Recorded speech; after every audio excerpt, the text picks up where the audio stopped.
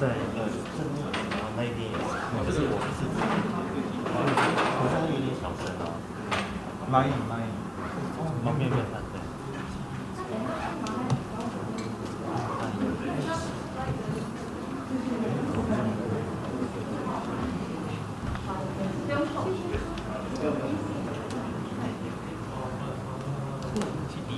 尤其以前收，以前收你的那个颜色都非常淡，所以全部都一样。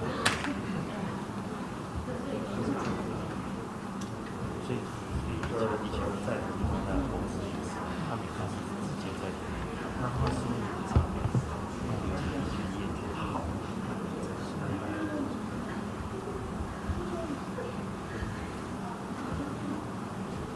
现在它是比较像这一台，还是跟我们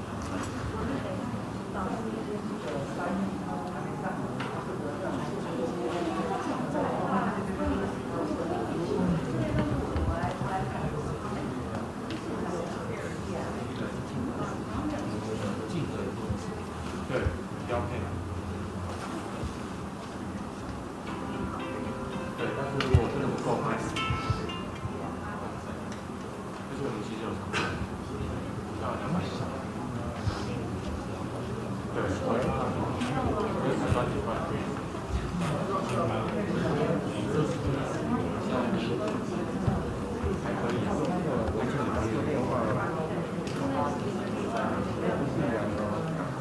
还可以啊，可以4个1吗？这个吗？前面的。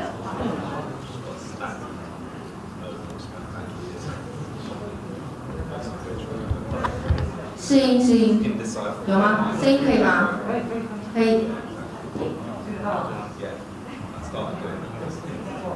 声音可以吗？可以。OK。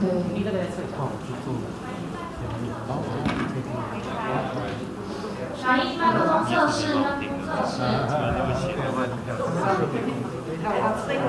记者提问麦克风测试，可以。记者提问麦克风2，麦克风2，麦克风2。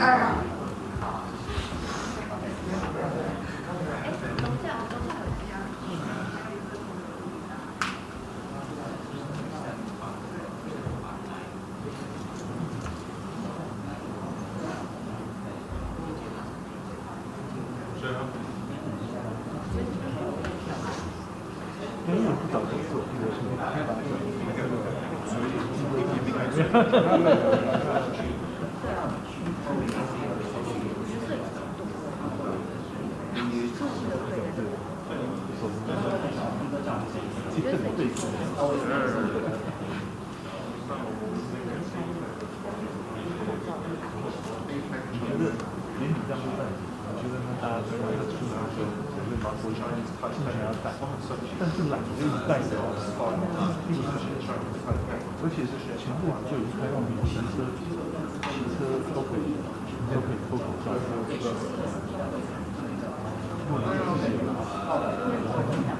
拿来拿去，然后手上拿每个人手中在眼睛在拉来拉去，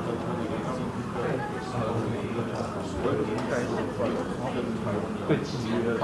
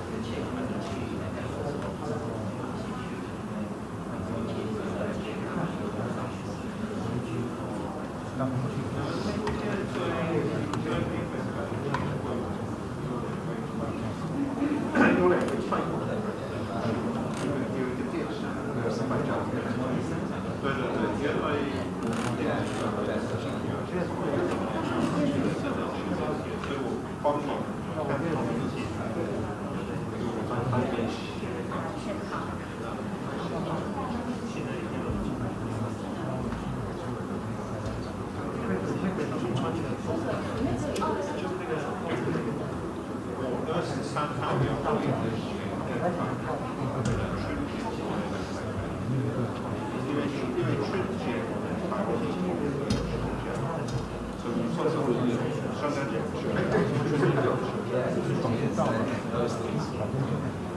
一定啊，地震啊，什么台风啊，大的灾害啊，很难预料，很难说会发生。万一跟中国再发生什么之类的，是小。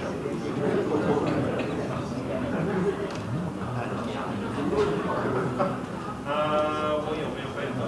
应该没有。我有同仁没到过，蛮多的。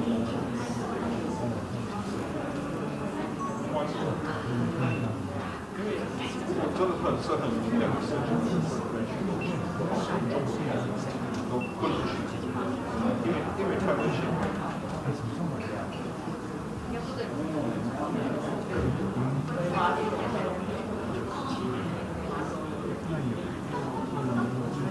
Why are we communicating when we're all in the same room?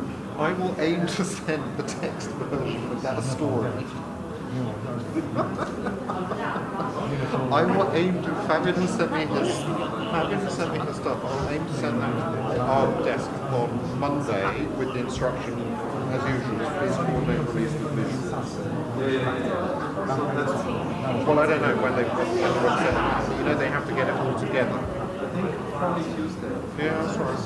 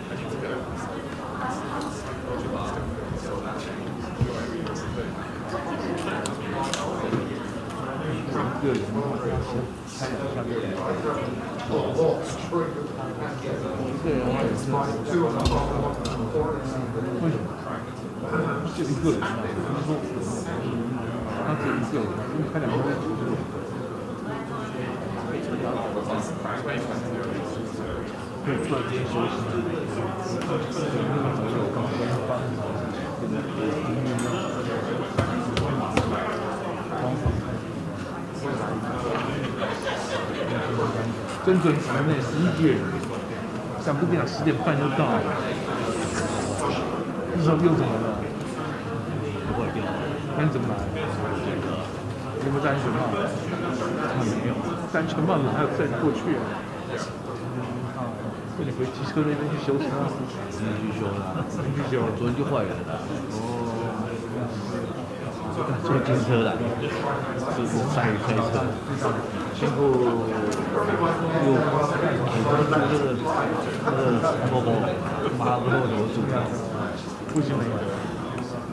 我都忘记有哥哥了，三家都没有。你们三家都没有，呀。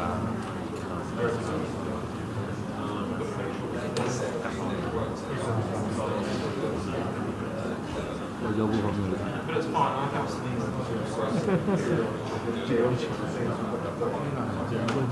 东西那么多人去，昨天晚上看这一堆，都被借了。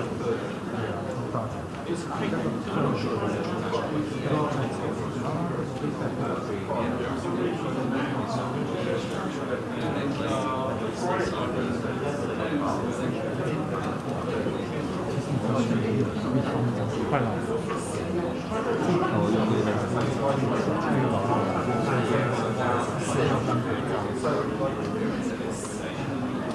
我知道的话，看他们菜鸟。哦，拿出来是他可以啊。在地坚强。太黑不能换。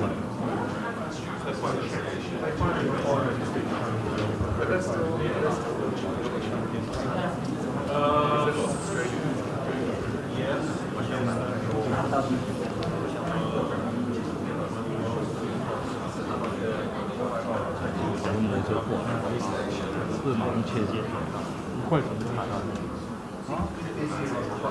切这样摇臂，哦，严重。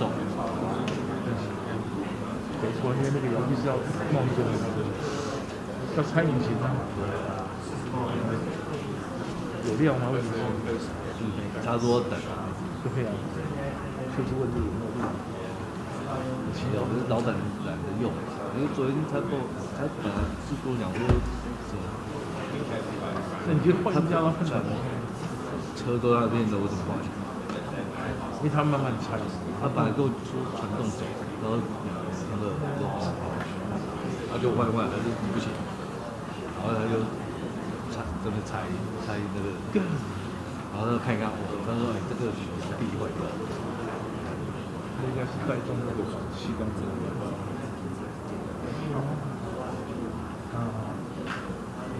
几年的车，他那是那个是哪个牌子的？光阳还是专业？怎么来的？我说不止4、5年。哪一型车？哪一个型号？有一瓶6年。他只是就那一台，但他那台比我他那个台比我久，连续新闻。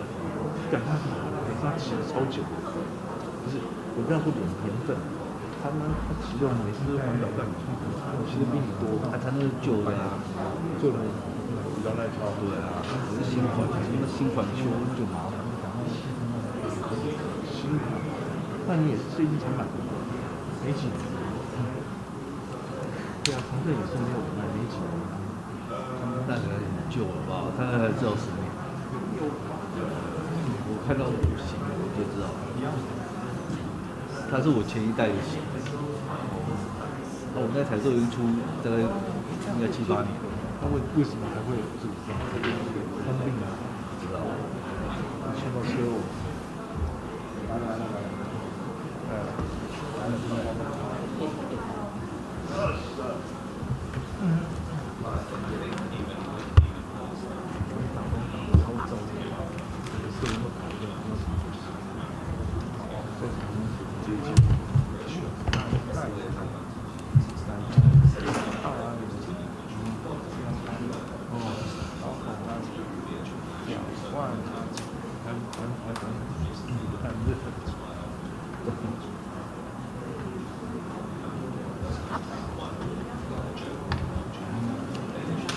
下午有没有法律？没有，手机交位，回家，一个秒记的好重。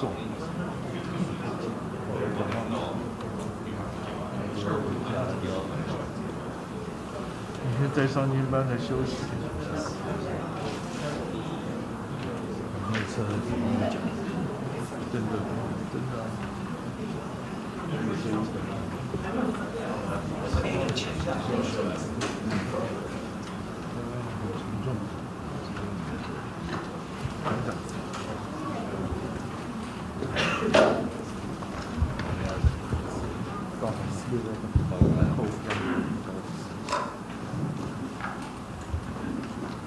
Okay, good morning, ladies and gentlemen, friends of the press.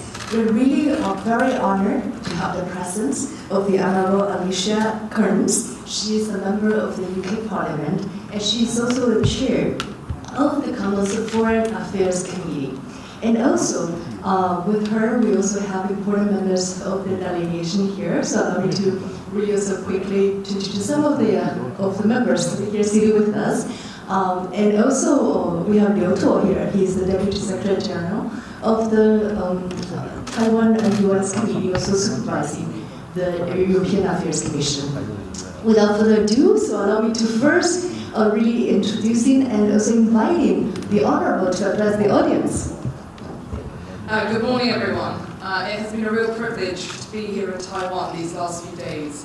It's 16 years since the last parliamentary committee delegation, and it has been a fantastic opportunity to come and have dialogue, because it is absolutely right that parliamentary democracies have that dialogue and that we're able to discuss our shared concerns, our shared priorities, and the importance of standing up for democracies. We in our committee are doing an inquiry into the Indo-Pacific, and as part of that, of course, the relationship with Taiwan is part. Our job is then to go back from this visit and to scrutinise our ministers and to question them about what the Indo-Pacific relationship looks like, what our relationship with Taiwan looks like. And so I'm very grateful to be able to be here to listen and to learn, and the Taiwanese government have been very open in their discussions with us. Thank you very much, Your Honorable, and we definitely need translation for these important words. 各位女士、先生、各位媒体朋友，大家早安！非常高兴这几天我和我的访团能够来到台湾，这是我们英国国会睽违16年再度来到台湾。我们非常高兴这次能够跟台湾方面进行非常多的对话。那因为国会外交确实是非常重要，所以我们这趟来是要进行许多的对话，谈一谈我们共同的一些忧虑，还有我们应该要着力的共同合作的事项。因为我们的目标就是要一起维护民主。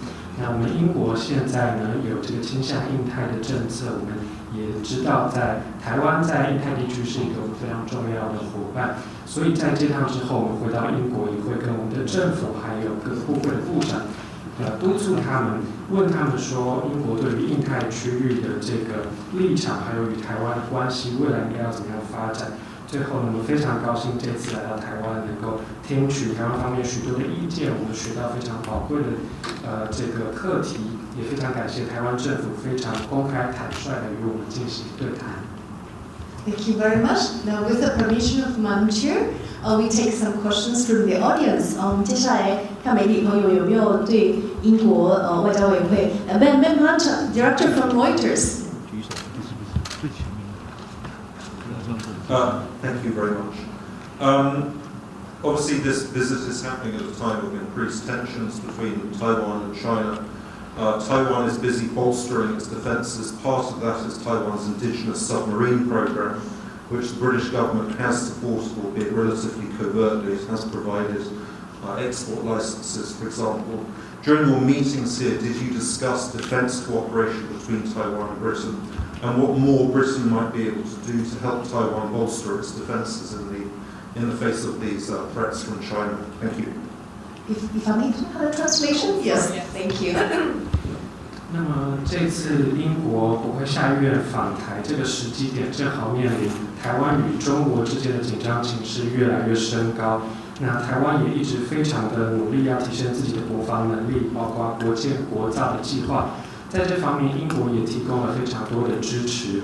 所以我的问题是，那在这个国防的方面，英国与台湾未来还可以有什么样的合作？那英国在什么方面可以更加施力，帮助台湾提升国防能力，以面对中国日益增加的威胁？Thank you so much. Throughout the conversations that we've had here across all the different ministries, what has been very clear is that from the Taiwanese side, the priority is safeguarding the current status quo. It is safeguarding restraint and safeguarding stability.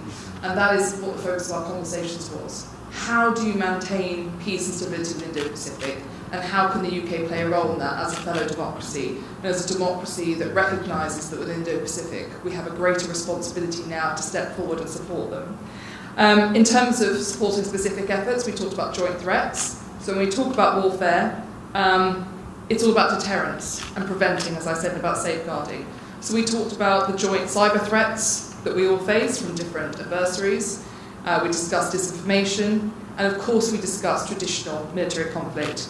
And we talked about how we as an international community work together to prevent, and therefore the importance of deterrence diplomacy.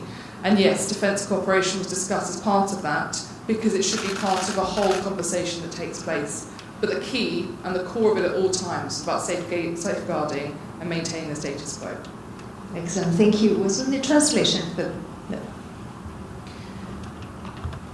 那么我们这次访团来，我们跟台湾政府许多部会都有进行对谈。那我们注意到非常显而易见的一点，就是台湾现在最重要的优先工作，就是要守护现状，守护台海的和平以及稳定。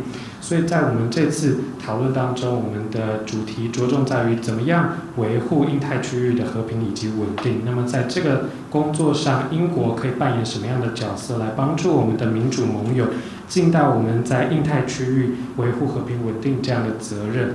同时我们也谈到我们面临了许多共同的威胁，那要面对这样的威胁，很重要的一点就是我们要去做嚇阻威吓的工作。那我们面对这些威胁，包括网络攻击、假讯息的攻势，还有当然传统的军事冲突。所以我们国际社会应该要进一步去讨论怎么样合作来更有效的嚇阻可能的威胁，这也是我们对话当中非常重要的重点。那其中最重要的关键就是要保护并维持现状。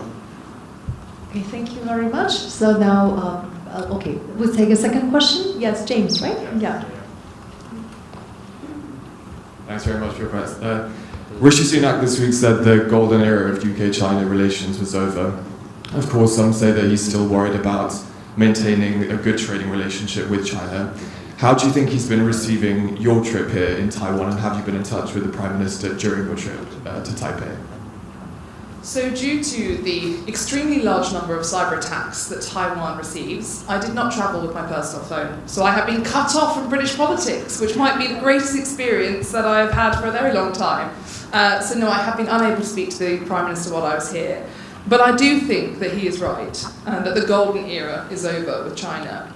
But that doesn't mean that we have to cut off China. It does not mean that we do not work with China. But it is about robust pragmatism. I agree with him entirely. Pragmatism of the fact that we cannot cut off one of our biggest trading partners. Pragmatism in the fact that we are one economic global model, but also robust in that we have to put down red lines. So we will not accept illegal police stations operating in the UK. We will not accept the Chinese Consul General brutalising those who sought refuge in our country because of tyranny in China. And we will not accept other efforts to undermine our democracy and attacks such as those at Ed Lawrence that took place in Shanghai. So dialogue is absolutely crucial, because it is only in dialogue that you can set out red lines. But it is about pragmatism, and it is about identifying where we can cooperate with China, where we can coordinate with China, but also where we have to challenge them, and we shouldn't be afraid to do that. Excellent, thank you so much. Translation. 那这个问题是英国首相苏纳克最近在他的演讲当中说到，英国跟中国合作的这个黄金时代已经过去了。那想要请问主席，这趟来台湾，英国首相的看法是如何？那这个来台湾的过程中有没有跟英国首相做沟通？那么主席的回答如下。台湾因为目前遭受到网络攻击非常严重，所以我这次来都没有带私人的手机，当然也没有办法跟我们的首相做联系。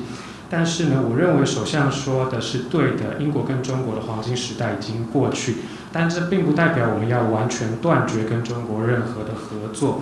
相反的呢，我认为我们要用一个比较务实的态度来面对与中国的关系，毕竟中国是英国非常大的贸易伙伴。我们也要持续维持我们的经济，但是在这个过程中，我们要跟中方划清一个红线，划清底线，就是说我们不能够接受中国的这些警察在英国这样非法的去打压我们的民众，还有中国的领事馆在英国这样用暴力来对待来到英国的这些难民。同时我们也不会容许我们的民主受到中国的迫害。从在上海的事件我们就可以看到中国是怎么样迫害他们的人民。那在这个当中，对话非常重要，唯有透过对话我们才能够划清这些红线，并且用一个务实的态度还有角度去思考我们跟中国可以有怎么样的合作。If I may, I just want to add one additional clarification, which is it is often misunderstood by those countries who are not democratic that Parliament is sovereign. It does not report to the government, it scrutinises government. And so whilst I would perhaps update the Prime Minister when I get back on our visit, it will be in terms of scrutinising him and sharing with him what we have learned. But Parliament is sovereign and the actions of Parliament are separate to those of government. 那在这边我要特别补充一点哦，有些国家可能会误会，那其实我们英国的国会是非常独立自主的，我们的角色就是要检视我们的政府，所以这一趟回去呢，我跟我们英国的首相，我们也会用一个检视政府的角度去检视我们英国现在的这些政策。Thank you very much. Thanks, James, Taiwan Plus, for your question. More questions? Yes, AP, Agence Plus? Yes. James, yes, please. Hi. In a recent letter to the Foreign Secretary, James Cleverly, I think last month, you called for action, including potential expulsion of the diplomats involved in the fracas in Manchester, and also on the aforementioned so-called police stations. Has there been any response on that? Would be my first question, and then quickly, just a second question, reverting to James's comments on the end to the so-called golden era. Is an end to something like that realistic, or is any influence on Chinese behaviour realistic without some kind of economic decoupling? On your first question, do you want to translate? Would that be okay? Yeah, translation, please. Thanks. 那么想请问主席，在最近呢，您致函告诉英国的这个外交大臣，说要好好的来检讨中国领事馆在曼彻斯特这样子的暴力事件，还有中国警方在英国的一些非法行动。那想要请问这个方面有什么样的进展？那第二个问题是，中国跟英国的这个交往的黄金时期，真的有可能在现实上来到一个终点吗？那我们是不是还是要去考虑经济上怎么样发展？ So on your question about economics, for me it's not about decoupling, it's about resilience. And actually this is somewhere where we can work very closely with our Taiwanese allies, whether it be wind energy, whether it be semiconductors, whether it be so many wider areas, so for example biopharma and things like that. We will continue to trade with China. We have important opportunities there to trade and to work together, but we also have to be resilient, and that means supply chain diversity, and that means making sure that we establish relationships more broadly than we perhaps have in the future. In terms of the golden era, in diplomacy, if you don't have hope, you achieve nothing. And so we have to always have hope and optimism, but we must also recognise that particularly with some relationships, they compartmentalise different aspects of engagement. So you can have a deep trade relationship while challenging on human rights or other aspects such as that, but also that you should not therefore conflate that if you can improve trade, you will therefore improve other actions and behaviours. And I think it was wrong, mistaken to look back and think that trade would result in a different foreign policy from China, given their ambitions and given their inherent structures and goals. But that doesn't mean it was wrong at the time in terms of the ambitions and the hopes, and we should never criticise people who are striving for better. In terms of the Consul General, if somebody comes to Britain and on British soil assaults and hospitalises somebody who is peacefully demonstrating, they should face the full front of the law. It is absolutely right that Britain, as a nation of rule and law, is investigating this properly and justifiably and independently of government. However, the Consul General has publicly declared that he was responsible. He has taken responsibility for his actions and said that he would do it again and that it was his duty to act. So my question is why it is taking so long to bring forward charges against him. Because I believe if one of my constituents had taken responsibility for such brutality, they would now have been charged.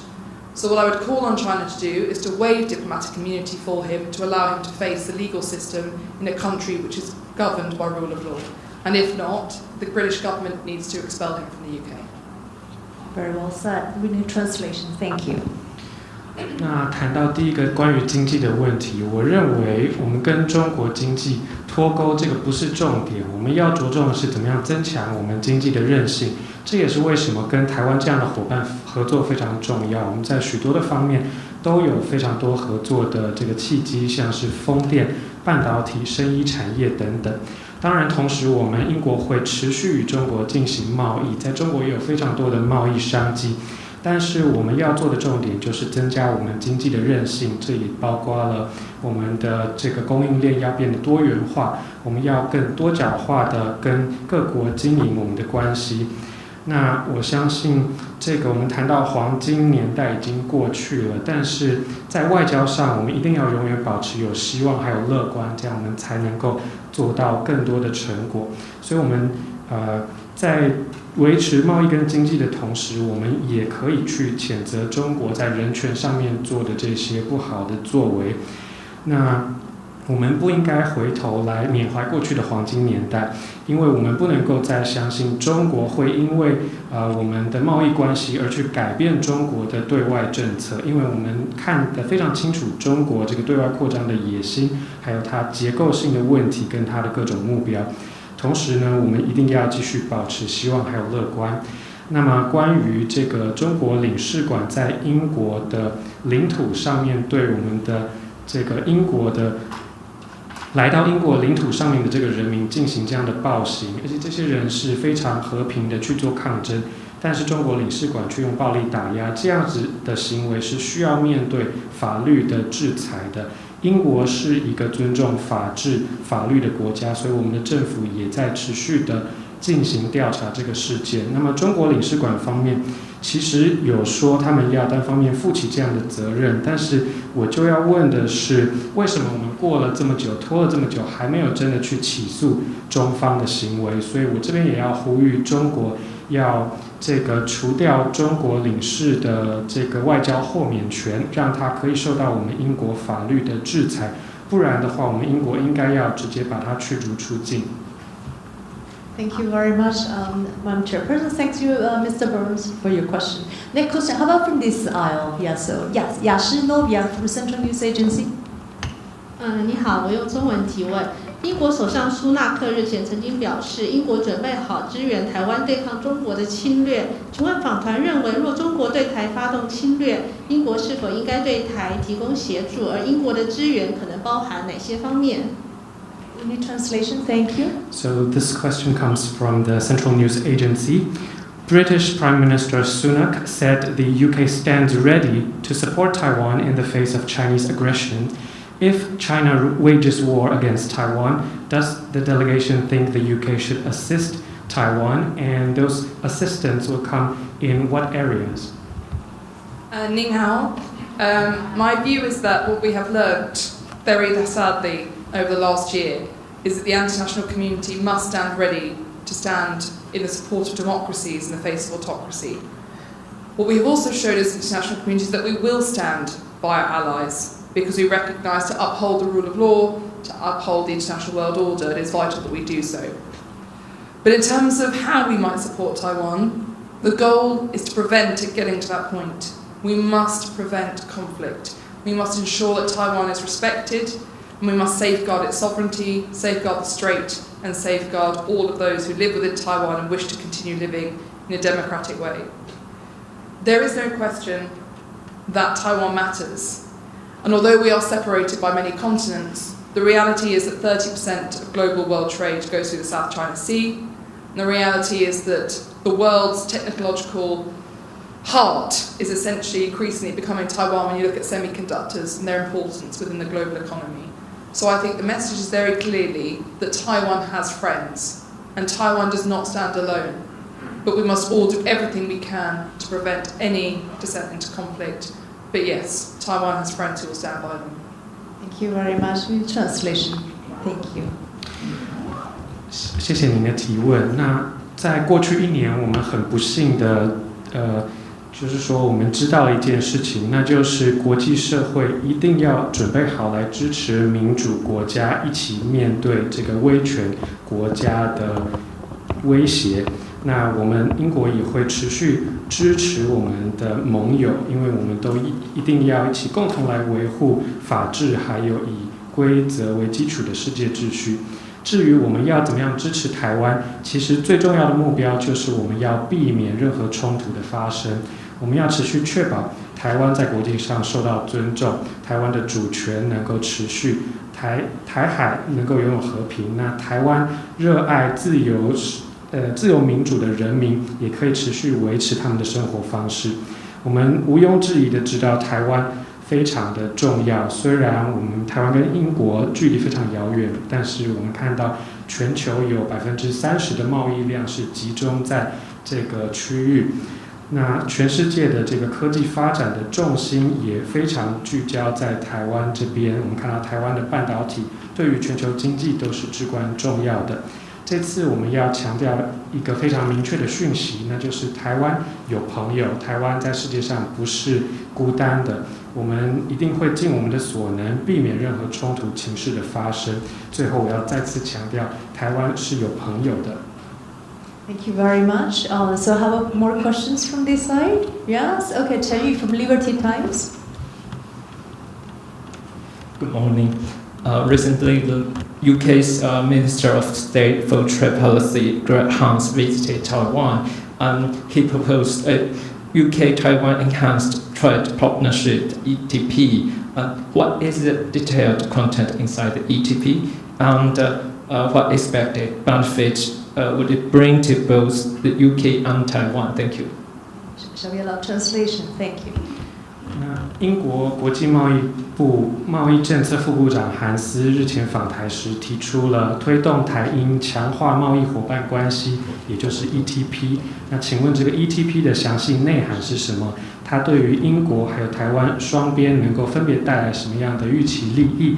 还有台英应该要强化哪些领域的贸易合作？ So my answer would be that I have the same question as you. And I'm sure that the International Trade Committee of Parliament will look forward to scrutinising Greg Hunt on his proposal. But what I will say is that it's very evident from our visit here that the will for deeper trade is absolutely there. The opportunities are significant. The fact is we have complementary economies. As we look to diversify, as Taiwan looks to diversify, we are natural allies for one another. And so I think, the fact that we have over 30 wind power companies operating here in Taiwan from the UK, that's the highest number. We have the opportunities to be the offshore wind power nations of this world. There are so many opportunities for trade and they want to deepen them, and I think the committee would welcome deeper economic trade ties, absolutely, but I look forward to Mr. Hans giving us all more detail in due course, hopefully. Thank you. Translation, thank you. 这个问题问得非常好，我自己也很想要知道答案。那我相信，我们的国际贸易部会持续的来向我们的这个副部长韩斯去检视他要怎么样进行这个 ETP。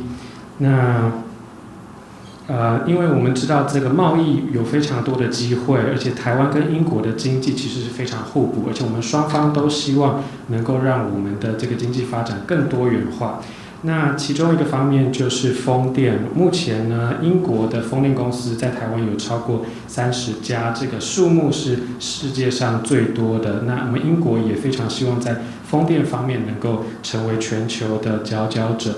所以呢，我相信我们这个英国国际贸易部还有我们外委会都会持续的去关注我们副部长韩斯他要怎么样来推动这个 ETP。Thank you very much. I don't know whether there are other questions, more questions, because, maybe we take last round because we know that the Honorable she has engagement. So we do last round and we do all together.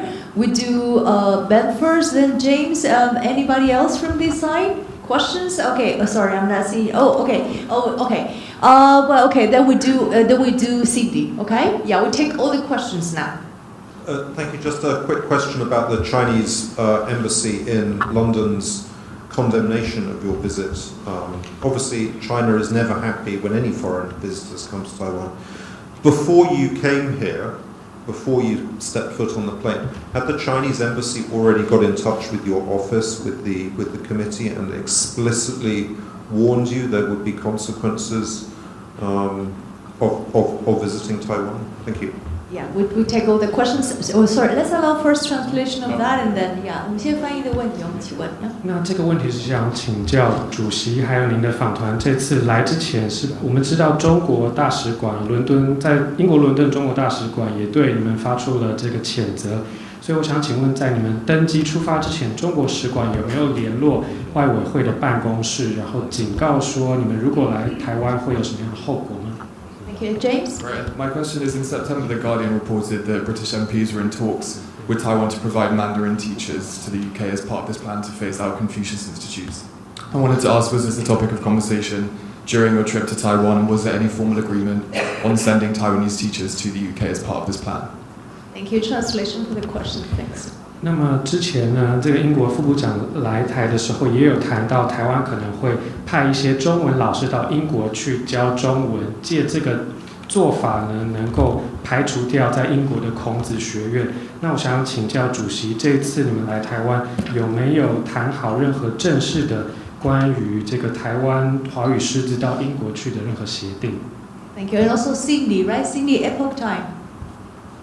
我用中文发问哦，请问一下，那个英国 BBC 记者之前在上海采访那个白纸运动的时候，遭到中国的公安殴打。那这个中共的驻英大使郑泽光，虽然说有遭到英国政府的召见，但他却还反过来批评说这是这是对中国的一个恶意的诋毁。那甚至还说英国应该要加强对华记者的教育。那这个怎么看待这个现在在中国发生的白纸运动，以及现在中国官员在国际上的言行？谢谢。Okay, translation for that. Thanks. So my question is this: recently, a BBC reporter, while reporting the white paper movement in Shanghai, was beat up by Chinese police. And for this incident, the Chinese ambassador to the UK, Zheng Zeguang, was asked to make explanations. However, he said that this was a malign allegation regarding China, and also even said that there should be more education for foreign reporters in China. So my question is, what is your view on the white paper movement in China, and what is your view on the words and actions of Chinese officials internationally? So taking the reverse order, first of all, I would like to express how enormously brave all those are taking part in protests across China. And we have seen protests against Xi Jinping's zero-COVID policy for well over a year now across China, but we have never seen such a concerted effort taking place in such wide geography, and also where there has been clear political dissent expressed and frustration with Xi Jinping. The bravery of those people is enormous, given the surveillance totalitarian state that Xi Jinping runs, and the implications that we know that those who raise their voices face. So I lend my voice to them without question. With Ed Lawrence, I reached out to him as soon as I'd been aware that he'd been arrested, illegally arrested, and taken off the streets of Shanghai. My question to the Chinese government is, since when is beating someone a way to protect them from COVID-19? Because that was their claim, that taking him off the streets would protect him from COVID. I'm aware that he was beaten, and it is unacceptable. And the Foreign Secretary was absolutely right to make the point that we will always stand up for press freedom. And that's what we must do as democracies around the world. And we cannot ever see journalists beaten for doing what is exactly their job and what is absolutely right. Okay, excellent. The translation for the part. Thanks. 那首先呢，我想要对在中国进行这些抗争的民众表达敬意，因为我觉得他们非常的勇敢。他们上街，我们看到过去超过1年呢，因为习近平的清零政策呢，很多人都不满意，都在抗争。但是这是我们第一次看到这么大规模的抗争，还有对于习近平执政不满的这些异议出现了。那在一个威权受到这样严密监控的社会里面，能够站出来发声，我觉得是非常勇敢的一件事。那我也要表达我对他们的支持。那我们英国的记者在上海受到非法的逮捕，并且受到殴打，所以我要问中国政府的问题是：想要保护人民不受新冠疫情肺炎的这个侵害，为什么要做的事情却是殴打这些民众呢？这些民众只是上街想要捍卫他们自己的权利。那我相信英国的我们的外交大臣讲的是对的，我们要持续守护我们的新闻自由，还有我们的民主。我们不能够容许任何记者在做他们的工作，在做对的事情的时候受到暴力的对待。And I think finally the ask of many of us on the committee to Xi Jinping would be to introduce the vaccines that the people of China need and deserve. When I speak to my friends living in China, when you listen to those on the street, and when you listen to the international community, vaccines would allow China to open up and to return to normal life, and that is what we all want for the people of China. When it comes to Confucius Institutes, that has been a conversation throughout our visit. Taiwan has a fantastic goal of achieving bilingual by 2030, and the British Council is doing a fantastic job in supporting them to do so. So that is something we are absolutely keen to support them with. In the UK, we want to improve our Mandarin capability. In the UK, we want to better understand all Mandarin-speaking communities. And so we want to see an improvement in that. And I very much hope that the Taiwanese government will be able to step forward and put forward an initiative that would allow them to backfill Confucius Institutes and offer the choice that British students deserve when they choose to study Mandarin within British universities, and also to replace the current Chinese government-run system of Mandarin education within secondary schools. So that absolutely was a conversation, but I'm not the government, so it's not for me to strike agreements with the Taiwanese government, but just to offer the hand of friendship. Thank you. Translation. 那么我们也外委会也一直在呼吁习近平应该要提供有效的疫苗给他们的人民，因为我们不论是我跟在中国的友人，或者是在街上的这些中国民众，还有从这个国际社群的声音，我们都听到说中国人民需要有效的疫苗才可以恢复正常生活，而我们也都非常希望中国人民可以恢复正常生活。那么至于孔子学院的问题，我们的访团这次来到台湾，也聚焦在讨论中文，还有台湾的2030双语政策。台湾2030双语政策，我们觉得非常的棒，而且我们的英国文化协会也给予台湾方面非常多的支持。同时，我们英国也非常希望推动我们的中文学习。我们希望跟全世界所有的华语社群有更深的互动还有了解，所以在这方面我们要持续推动中文学习。也希望台湾政府可以在这方面更加施力，让英国的这个不只有孔子学院，而是我们英国的学生在学华语的时候，大学生可以有更多的华语教学机构的选择。也希望呢，我们英国的中学现在的华语教育其实是由中国政府所主办主导的，我们也希望这个情势可以被扭转。那当然，我并不是代表我们的政府，我不是政府本身，所以我们这趟来没办法跟台湾政府达成任何的协议，但是我们来表达我们的意见，还有我们跟台湾政府友好合作的这个意愿。And finally, on the question of our visit, no, the Chinese ambassador and his embassy did not reach out to me ahead of this visit, nor did they reach out to me ahead of our initial planned visit to February. And I would be disappointed if the Chinese ambassador has criticised us for coming here, because dialogue matters. And I can't believe that the Chinese government would criticise dialogue because they themselves believe that dialogue and keeping all avenues of dialogue are open. And on that note, I would urge the Chinese government to remove the sanctions they've placed on British parliamentarians, because we are open for dialogue and discussion, and we would always want to have dialogue with all partners to avoid miscalculations and to be able to make clear our own views. And so I would urge them to remove those sanctions on British parliamentarians and to embrace dialogue whenever it happens around the world, because it can only be helpful in terms of maintaining stability around the world, which I'm sure is our shared ambition. 那关于这个中国大使馆呢，我们当初2月要来，还有这次要来之前呢，都没有接到他们任何的这个通知。那如果他真的警告我们不要来，我会觉得非常的失望，因为呢，我们应该要进行更多的对话，我们不能够去批评对话。所以我也希望那个中国方面能够移除对于我们英国国会议员的这些这个限制，让我们可以到世界各地，让我们到中国去进行更多的对话。我们要拥抱跟世界国际社群有更多的对话的机会。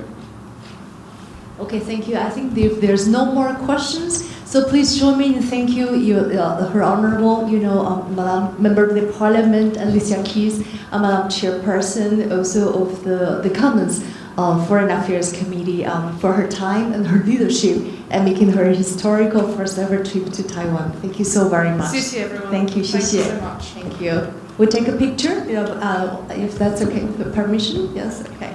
那秘书长要不要一起来？你到那右边来。So British. Take the mask off. Excellent. Yeah.